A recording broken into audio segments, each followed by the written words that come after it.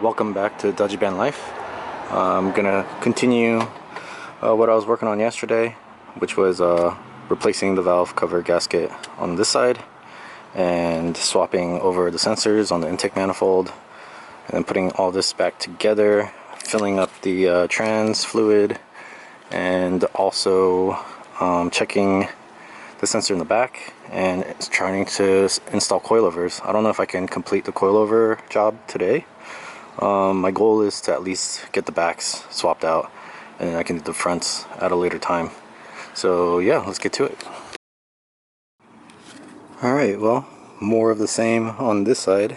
Gasket seems decent, fine, and I don't think it was leaking from this side actually. I think it was just leaking from this side, and that's probably just because of the loose bolts that I found. I think like these two in the middle were kind of loose, and then maybe like another one sort of in the middle there, which makes sense because a lot of the oil that had leaked was more towards the middle. So I think it's just because this wasn't tightened down all the way, but this side looks great.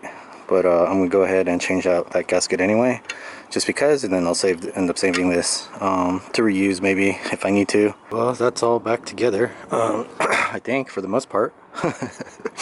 So I didn't forget anything. Random vacuum hose or something. I think it's all right though. Oh, I missed that clamp right there. Okay, let's see what we got going on here, and then I can pull it off the ramps also to get to the rear. Oh yeah, that starts right up. No issues at all. Uh-oh. Idle is kind of wonky. Oh, okay. Uh-oh, it's not responding to throttle.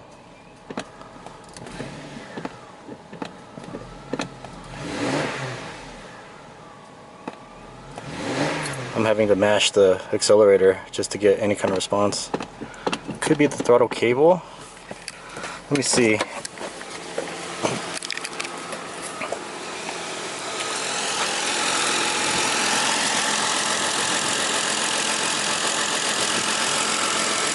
Something going on with this.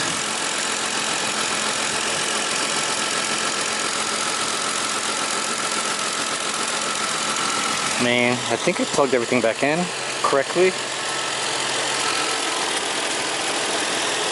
Could just be the computer setting from before. Was not used to whatever changed. Now that it's, you know, properly sorted out. So let's go ahead and maybe try it now. No, still no throttle response. It's very lazy. Well, that's not good.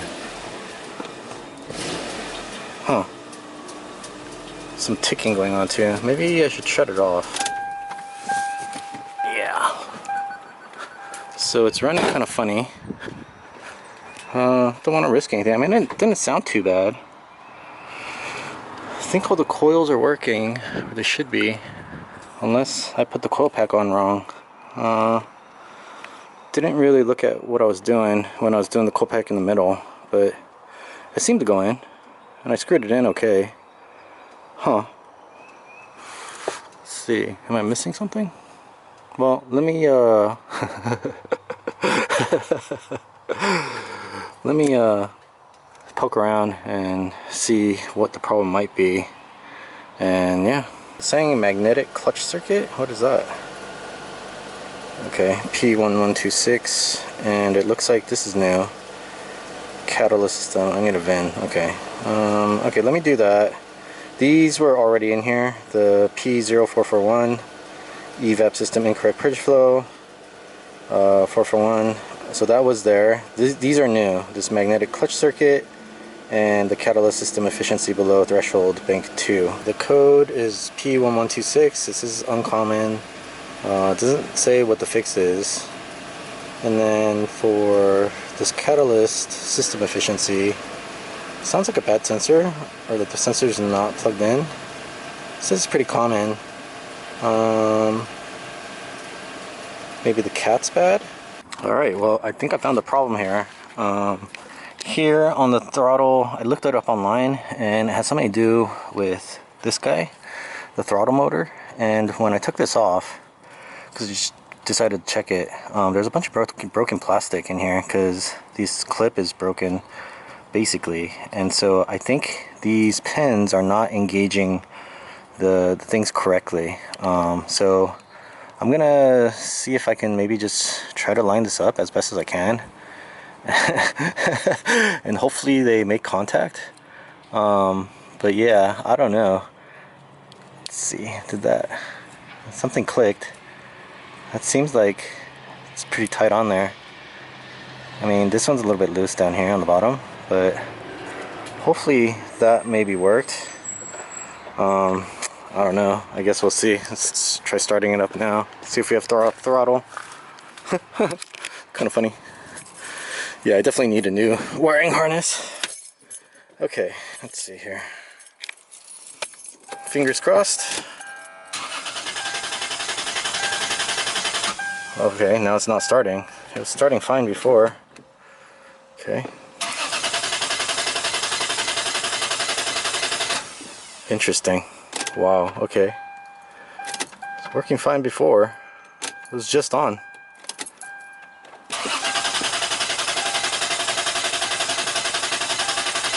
Wow. Okay, no fuel now. That is really weird. So I messed with the throttle, but the throttle wasn't working. So maybe I should unplug it and try restarting it. Then it should start, right? Because the wires, it wasn't working. So let me go ahead and try that. That's really weird. This is not what I had intended to happen when I started working on this thing today. I was hopefully trying to get everything done. Alright, so it's unplugged. So if there was a if things weren't working, now it should theoretically start up, because that's kind of how it was before. That's why I was throwing the code. Yeah, it's fine. It is fine. So it starts fine, but when that's plugged in, it doesn't start. Huh, that's really weird. Okay. That is funny. Alright, let me see if I can fiddle around with that a little bit more and see if I can get this thing to work. Alright. Alright, well, I was able to get it to start. I basically, because the clip was broken, the plug, I had to hold one of the I had to hold one of the pins like straight and then plug it in using that one pin as a guide, kind of to guide the rest of the plug in. And let's see if the throttle works here. It does now. Yes, awesome. Okay, so I can't touch it from here till I get a new engine harness. But the other thing I noticed, the other thing I noticed is that here, I'm guessing this is the magnetic clutch throttle whatever thingy. That's the motor for it. And you can see here, look at those wires. Like, they're hanging on by a thread. So, and this plug's also broken. Yeah. Here, that was the plug that I was messing around with. And basically, I had to plug in the bottom one first. And then kind of guide that one onto the pin, or the spade, and then the rest of them kind of just have it follow, because the other ones aren't broken as bad. But yeah, that was the problem. So now I have throttle. I cleared the check engine lights, and I believe they're off now, I think. No, we still got a check engine light. So hopefully that code is cleared though. And let me go ahead and check what those are. And then, yeah. Alright, so here are the codes now popping up. I still have 1126 coming up, but this must be stored from before. So if I clear that, that should go away. I have a new code now, 1120. Throttle pedal position sensor, coolant flow control valve position sensor circuit. I have no idea what that means. And the top reported fixes are replacing the pedal position sensor, the wiring harness. So I'm guessing a lot of this has to do with the wiring there. It's just really shoddy. And so let me just, now that the accelerator works, let me just try clearing these. I think I need to turn the car off before I can clear the codes. Oh, they're cleared. Okay, so the check engine light's off. Right, I'm gonna go ahead and disconnect Oops. And then reconnect. And then see if there's any codes here. So let me go ahead and read these and I'll be back. So I did a full scan again, and there's 0 codes on the engine at least. So that's good. There's a bunch of codes here from the ABS system. Apparently is malfunctioning, which isn't that big of an issue. And then airbags, so apparently this car was an accident, because it seems like maybe the airbags probably popped. Maybe this is a replacement, because the steering wheel looks pretty bad, and yeah, it looks like there's chemical burns and stuff on the steering wheel. So this must be a replacement airbag. And so these codes never got cleared after it was replaced. And then 1 air conditioner code. Oh, that's new. Status, current history, solar sensor circuit. So yeah, I think the thing to do now would be to, well, obviously source a wiring harness, an engine wiring harness. That's a lot cleaner, where the clips aren't broken. Pretty much every single clip that I've touched on this, on the current engine harness, is broken.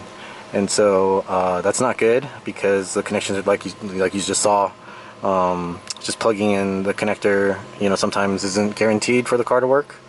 So I'd rather not have that headache. I'd rather just have a nice clean engine harness, even though it's used or something. I'll go to a junkyard, pull one that looks decent with, you know, the connectors, you know, mostly intact. And then the other thing to do, like I was saying, is maybe take it for a test drive and make sure, you know, things are working before I start pulling apart the coilover, or the rear shocks and stuff, to install the coilovers. Alright, well, I'm gonna go for a test drive here. It's nice to see the dash with no lights on it other than the VSC. I'll eventually end up turning that off too. But I'm gonna take a short trip to AutoZone, which is not that far, right down the street, to dump used oil and you know, give this guy some run, see how it's doing. I think it really needs sort of an Italian tune-up more than anything. But let's see here. Hopefully no cops won't see me holding the camera while I'm driving. Alright, let's see. Okay. Get it in drive. Alright. Wow, the throttle response seems a lot better than it used to be. Could just be my imagination. But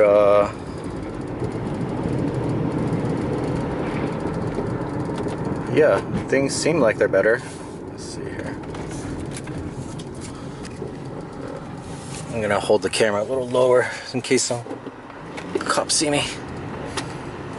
But yeah, do a little bit of Italian tuning here.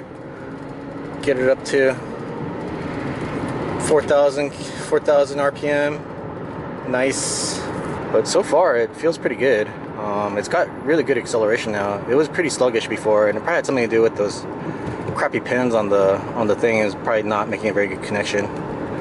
So yeah, let me go ahead and throw away this used oil, and see you back at the garage. Alright, well, I'm back at the house. Made it fine. Drives okay. You know, pretty good. I should probably check the oil levels and stuff here. Let me see. See if I can do this one hand.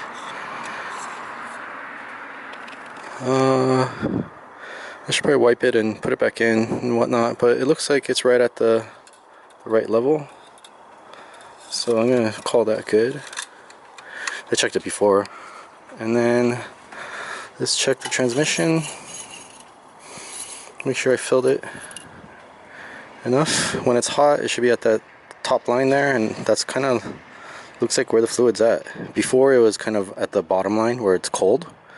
I should probably wipe this down and redo it again, but I'm gonna just call that good. And there's no leaks. I checked in the parking lot of the AutoZone earlier. Let's just get down here and look again. Yeah, I mean, there's pine cones and stuff, so you can't really see exactly, but I don't see any leaks or anything. So yeah, gonna call that good. So the last maintenance item left would be the differential fluid, swapping that out. But I think I'm gonna save that for the next episode, because I'll be doing the coilovers and stuff back there at the same time. So this seems like, you know, I think I pretty much wrapped up everything in engine bay, and I think that seems like a good place to end this one. Other than the wiring harness that I probably need to source from a junkyard, because this is just really bad. It's ugly, and all the connectors are broken, and they're frayed, the wires are frayed and stuff, so that definitely needs to be replaced. Last thing I need to do is just put the beauty covers back on. I do have them, and so putting those back on. And you know, I could do other stuff like flush the brakes and the power steering and all that, but I mean, everything works right now, so I think I'm just gonna call that good for now. Eventually I'll get to it. Alright, well, that's gonna be it for this episode. I'm glad everything works and it drives. I just can't touch anything or else the wires will, you know, just not work for me. But yeah, see you next time, and thanks for watching.